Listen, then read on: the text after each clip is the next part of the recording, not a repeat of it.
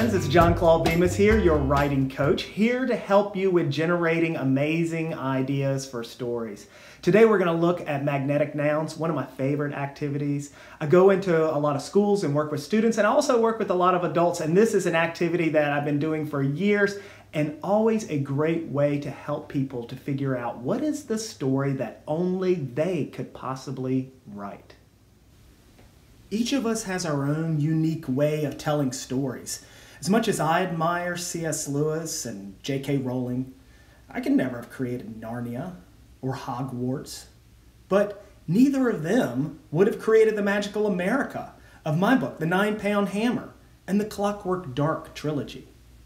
I've always been a big fan of fantasy stories, but when I started working on these books, I was thinking about what can I do in fantasy that I haven't seen before? How can I write the story that, not only the book that I wanted to write, but what about the book that I really wanted to read?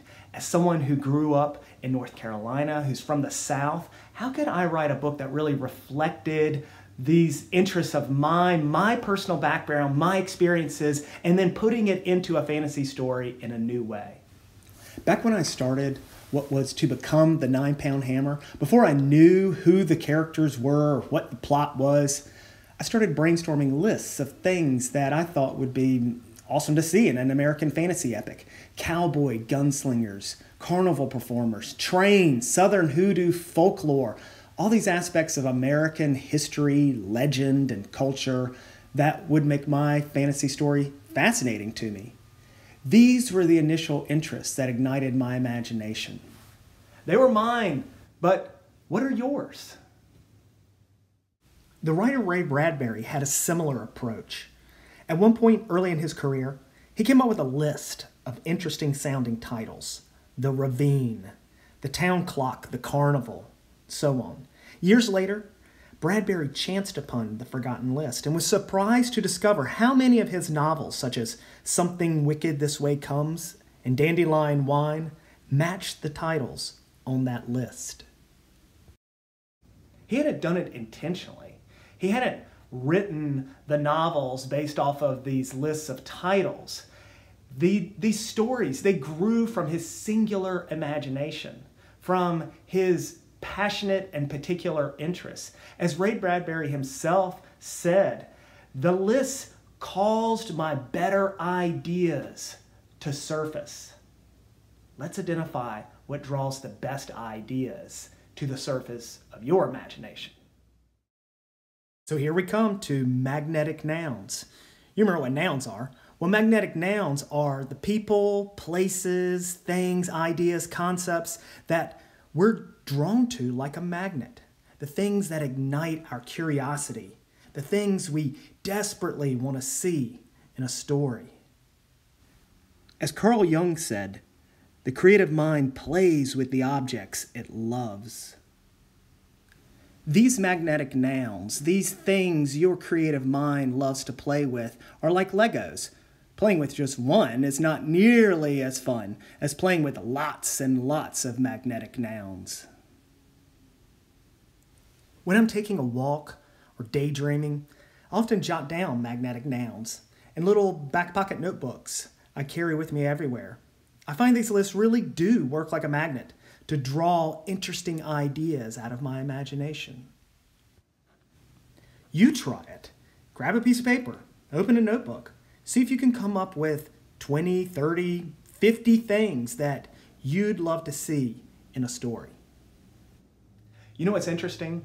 If we could see all the lists of magnetic nouns from all of you out there, would any two people have the same lists? No, of course not, because nobody else out there has an imagination just like yours. You might have Greek mythology as a magnetic noun. Others might also have Greek mythology on their lists. But would any two writers like Greek mythology and origami and Day of the Dead traditions and jug band music and whatever else you have that makes up that wide-ranging list of magnetic nouns filling your imagination? It's the combination of all those different ideas on your list that is going to make your imagination singularly your own. And it's the variety of the list. If you spend time thinking about all the variety of magnetic nouns and interests that you have, that's what's going to help you to write the story that nobody has ever read before. So when you discover your own unique treasure trove of magnetic nouns, when you start putting them into your stories, you're going to be able to write the story that C.S. Lewis couldn't write it, J.K. Rowling couldn't write it. This is the story that could only be written by you. So here's what I want you to do. Write your list of magnetic nouns. What are all those things that really fascinate you? Then pick 3 off your list that you would really love to see in a story. 3 things that would just make the perfect story. And now, what's that idea? What would the story be about? Dream that up. So keep adding to your list of magnetic nouns every single day. Keep growing that list. It'll change over time. The lists that I'm making now are not the same ones that I was doing back when I was working on the 9-pound hammer or even the wooden prince. But if you keep adding to those lists, it'll help you not only in generating new ideas for stories, it's also great to use when the story you're currently working on might be starting to feel a little bit stale. When you're starting to be tempted by that shiny new toy of another story over there. Don't bail on your story. Just look at your magnetic nouns. Look at how to bring some new ideas, some new and exciting interests into your stories, and it's going to help keep that going. Well, I'm John Claude Bemis, and I'm not just a writer, I'm also a story consultant and a creativity coach. I love visiting schools and speaking to groups, teaching workshops, working one-on-one with writers. So if you want to find out more about what I do, you can visit me at my website, johnclaudebemis.com. I'm also on Facebook and on Instagram. So go dream, go write, do the thing that only you can do, and go say the thing that only you could possibly say.